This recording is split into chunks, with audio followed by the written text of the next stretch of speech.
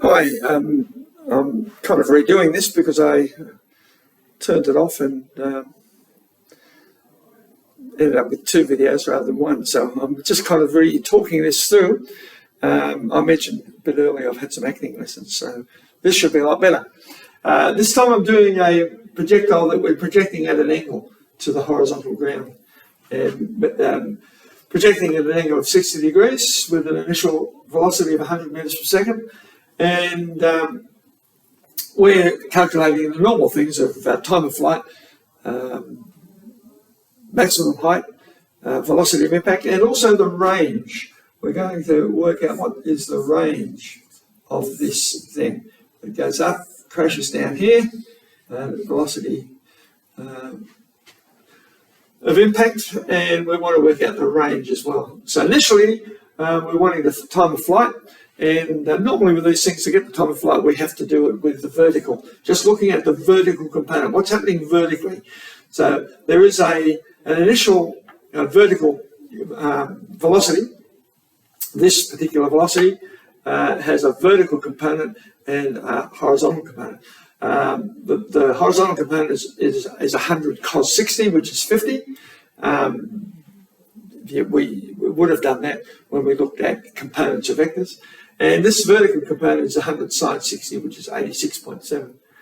So we want to find the time of flight, so I'm just looking at the vertical motion here, vertical only, not the horizontal. So vertically, it started here, it ends here, but vertically, we just can ignore this horizontal motion entirely. So vertically, it goes up, comes back down, lands at the same spot vertically, and that therefore vertical displacement is zero. Initial vertical velocity is 100 sine 60, 86.7. Acceleration is minus 9.8 meters per second squared, negative because it's down. The only force acting is the force due to gravity, which is down, and so therefore the acceleration is down. And the time we want to find out, we can use s equals ut plus half at squared.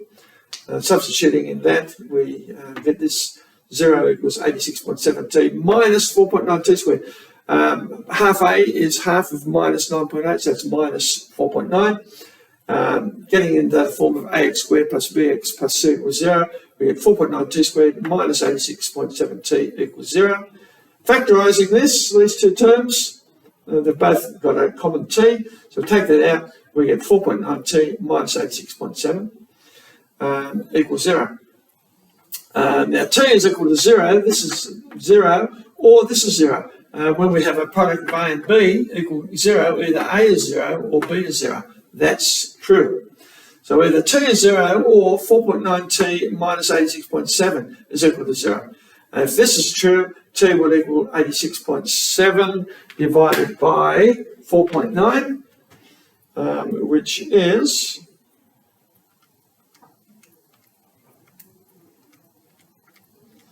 17.7 seconds. 17.7 seconds. So that's our first thing. The time of flight is 17.7 seconds. Now, the next one we do is the range. And this is looking at the horizontal. So we're just looking at horizontal here. And we've got that u equals 50. A is 0. There is no horizontal acceleration. The only force acting is the force due to gravity, the weight, and that acts downwards. It does not act horizontally. So the acceleration horizontally is 0, and the time is 17.7 seconds. And u, we've already got that. So we want to find out s. What's the range? So s equals ut plus half a t squared. That term goes because a is 0, so it's equal to u, which is 50, times 17.7, and that's going to be 88, I think that's right, isn't it? 8,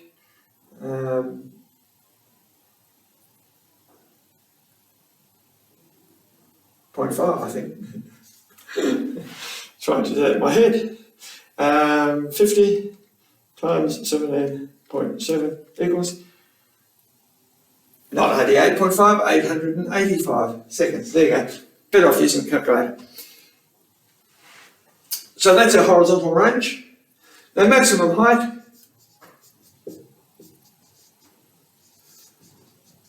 If I ask you, should we use horizontal or vertical? Height, obviously vertical. So we're looking at the vertical motion here. We've got that S, we want to find out what it is. What's the maximum height?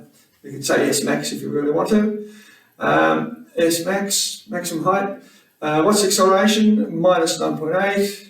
What's the initial velocity? 86.7.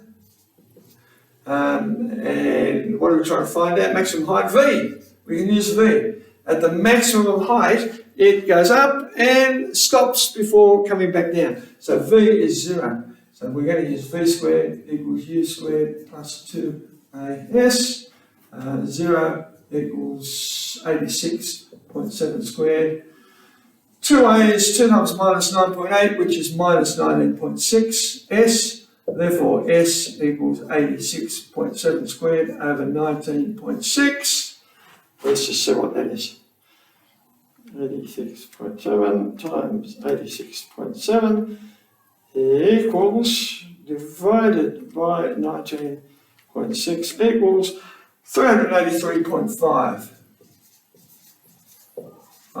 meters. That probably looks pretty good. Now we want the velocity of impact.